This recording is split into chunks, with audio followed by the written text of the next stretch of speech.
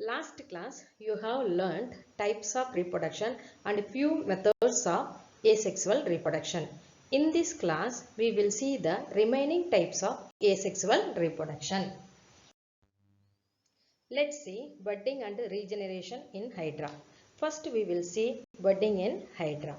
Hydra is one of the multicellular organisms which have simple body organization.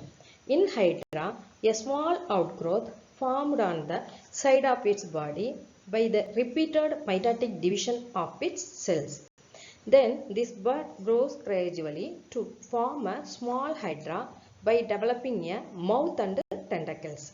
And finally, the tiny new hydra detaches itself from the body of parent.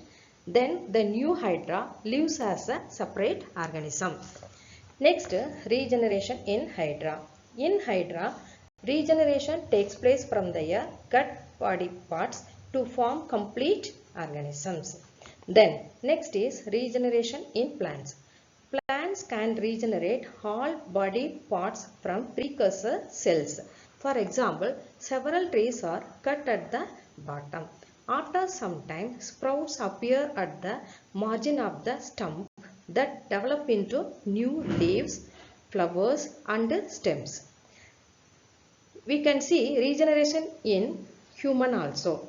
Our skin gets renewed from time to time. The liver also has the ability to regenerate. Suppose if a part of the liver is damaged due to some diseases, thus we see regeneration in internal part of healing. Let's see vegetative propagation. Propagation is nothing but reproduction only. Vegetative propagation occurs only in plants. Already you know the main parts of a plant. They are root, stem, leaves and flowers. Except the flower, remaining parts of a plant considered as vegetative parts or body parts. Reproduction takes place by these body parts known as vegetative propagation.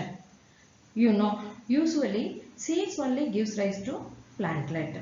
In some plants not able to produce seeds, at the time their body parts develop the plantlets, that is new individual.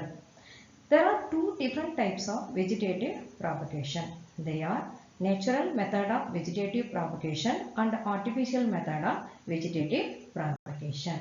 Now we will see one by one. First is natural method of vegetative propagation.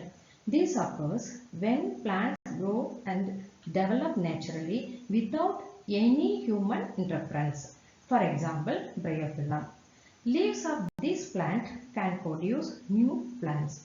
Let's see how it's happened.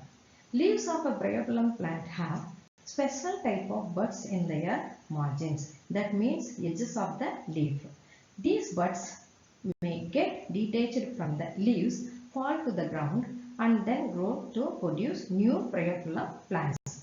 These buds can also drop to the ground together with the leaf and then grow to produce new plants. Sometimes even before a leaf drops off from a plant, we can see new plantlets already growing on it. When such a mature leaf of the plant falls on the ground, then each plantlet can grow into a new plant. Another one example of reproduced by leaves are Begonia. Next is some plants develops new individuals with the help of their stem. For example, money plant. You can try it in your home itself. Take a cut piece of stem with at least one leaf on it. Dip one end of this stem in water. After a few days, we will see that new roots appear at the point where leaf was attached. The piece of stem will gradually grow into a new plant. While cutting, keep it in your mind, must cut only buds along with the node. Suppose if you cut the stem in between two leaves, that is internode portion of the stem, then it will not grow into a new plant.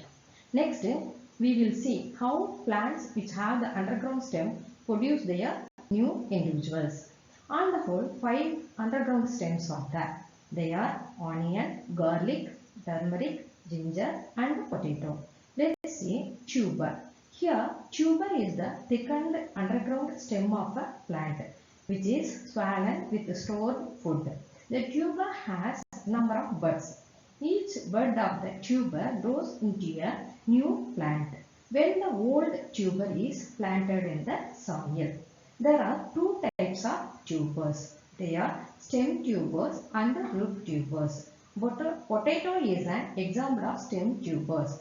Then sweet potato is an example of root tubers. Let's see potato tuber. It is an underground stem. Each potato tuber can produce more than one plantlet. Observe potato in your home. On it you can see eye-like structure. That eye-like structures are considered as buds. That buds act as organs for vegetative propagation. With the help of knife, you can cut and collect the eye parts of the potato. Then the eye parts of the potato are covered with wet cotton or cotton cloth. After few days, you can observe the various buds of the potato tuber start growing to form new plants. Next, observe ginger in your home. It is also reproduced by underground stem.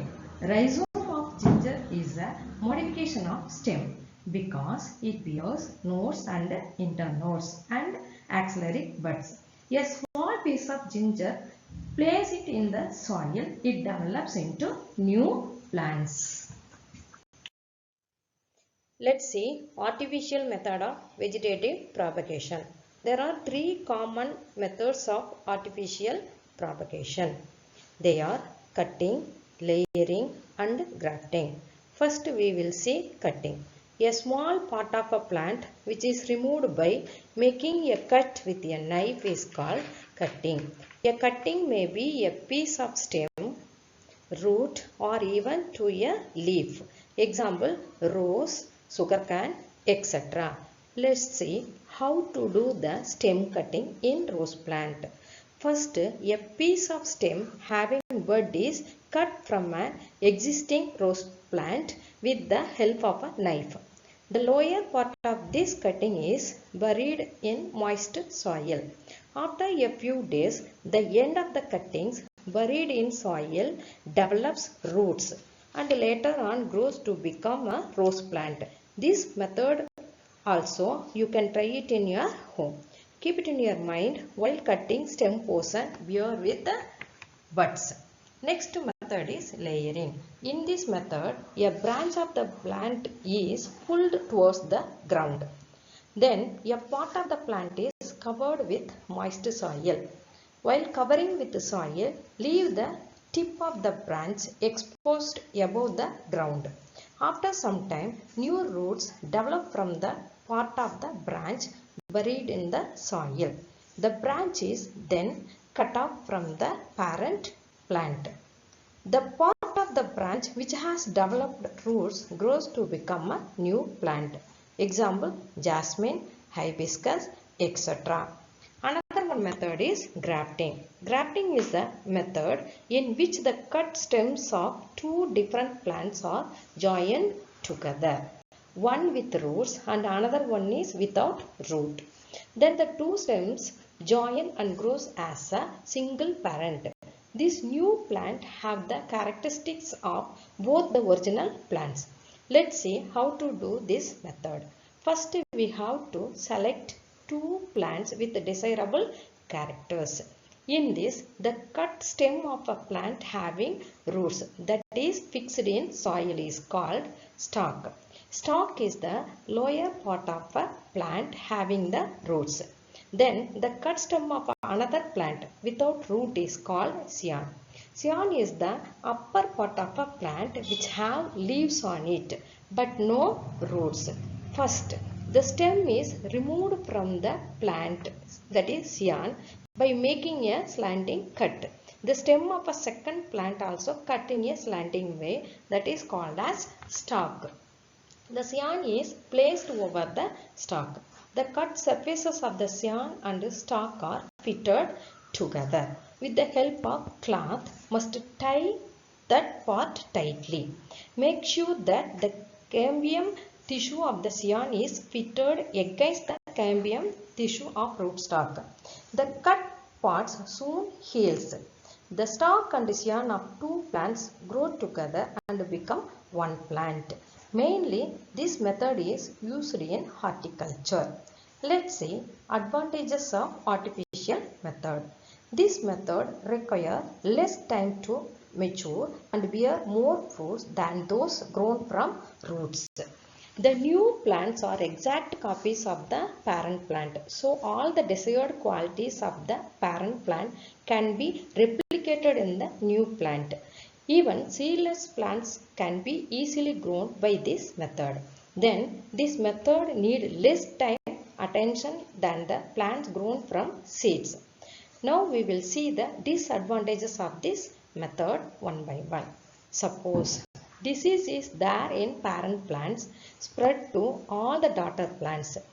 Then these cannot be stored like seeds due to protection of large number of plants within a restricted region.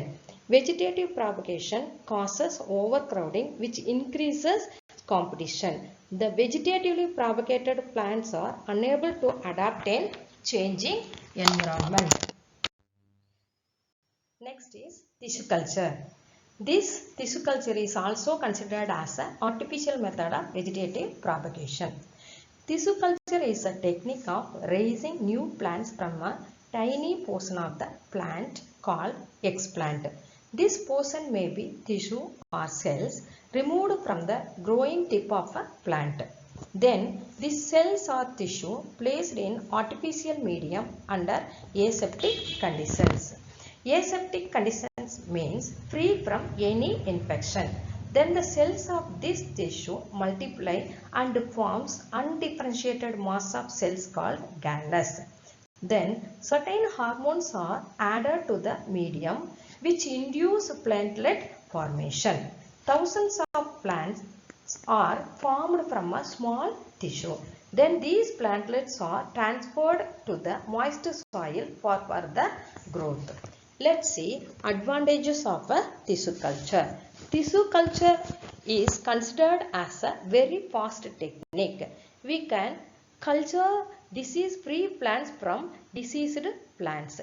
By using this technique, we can save the endangered species. Very little space is enough for developing new plants.